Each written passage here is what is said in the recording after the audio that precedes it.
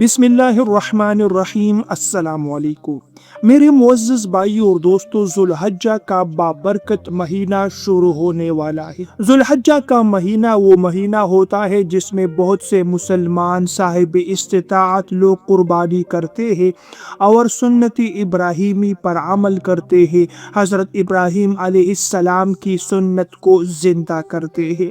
معزز بھائیوں اور دوستو، قربانی کرنے سے پہلے یعنی 10 ذوالحجہ کے آنے سے پہلے رسول اکرم صلی اللہ علیہ وسلم نے ایک مبارک سنت پر عمل کرنے کی تاکید فرمائی ہے۔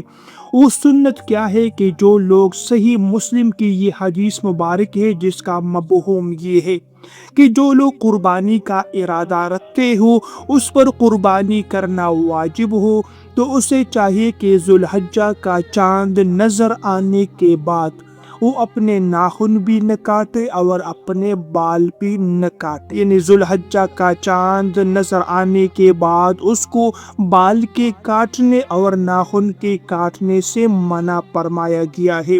علماء کرام فرماتے ہیں کہ اس پر عمل کرنا واجب تو نہیں ہے، لیکن اس پر عمل کرنا نبی کریم صلی اللہ علیہ وسلم کی سنت کو زندہ کرنا ہے، اور رسول اکرم صلی اللہ علیہ وسلم کی ایک سنت کو زندہ کرنے کا بہت بڑا اجر و ثواب ہے۔ رسول اکرم صلی اللہ علیہ وسلم کی سنت پر عمل کرنے والا رسول اکرم صلی اللہ علیہ وسلم کی محبت کا دعویدار بن سکتا ہے۔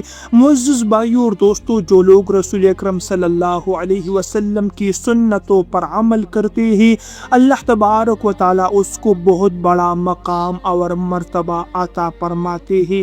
اور ایک اور حدیث میں ہے، آپ صلی اللہ علیہ وسلم نے فرمایا، وَمَنْ رَغِبَ عَنْ سُنَّتِي فَلَيْسَ مِنِّي، جس نے میری سنت سے اعراض کیا، منہ موڑا، وہ میری امت میں سے نہیں ہے۔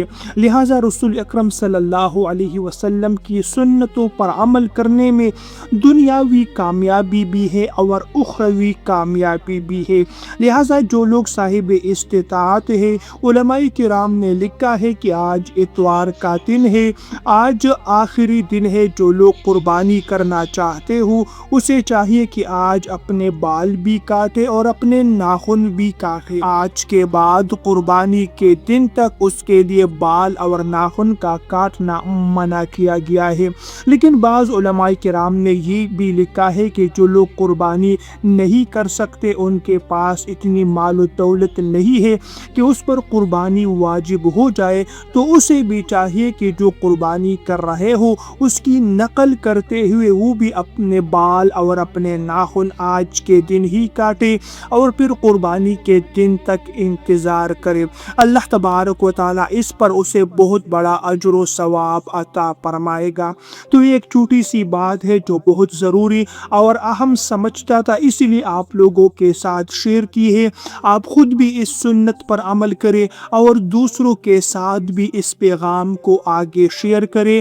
نبی کریم صلی اللہ علیہ وسلم کی سنت پر عمل کرنے والا اسے آگے پہنچانے والا۔ اکرم صلی اللہ علیہ وسلم کے حدیث مبارک کا مفہوم ہے کہ سرسبز و شاداب رہے میرا ہر وہ امتی جو میرے کسی حدیث کو سنے، اسے یاد کرے اور اسے دوسرے آگے لوگوں تک پہنچائے۔ پیارے بھائیوں اور دوستو، یہ تھی میری آج کی ویڈیو۔ اگر ویڈیو آپ لوگوں کو پسند آئے تو ویڈیو کو لائک اور شیئر ضرور کیجیے گا۔ ایسی مزید ویڈیوز دیکھنے کے لیے چینل کو بھی ضرور سبسکرائب کیجیے۔